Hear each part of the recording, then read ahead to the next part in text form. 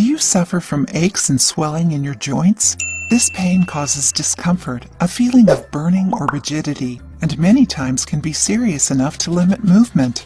Known for its analgesic and anti-inflammatory actions, this tea is used as a natural therapy for many different kinds of pain. Today you will learn how to make a tea with the amazing power of alleviating the symptoms of arthritis and arthrosis, besides also ending knee and joint pains and even fibromyalgia.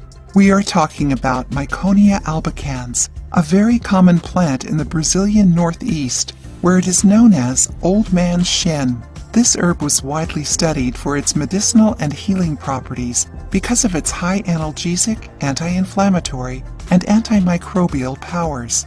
Thanks to its compounds, this herb can help a lot with tendinitis, bursitis, torticollis, disc hernia, general inflammations, and many other issues. Do you suffer from any of these problems? Are you enjoying this video? Do you find this subject interesting? Then what about giving the video a thumbs up and sharing it with your friends who also suffer from pains? To treat these health issues above, you can drink Miconia albicans tea. Did you know that? Learn how to make the tea and write down the ingredients. 34 ounces water, 15 leaves Miconia albicans. To make it, bring the water to a boil. Once it starts to boil, add the leaves and let it boil for 30 more seconds. Turn off the heat, put a lid over the pan, and let it cool down.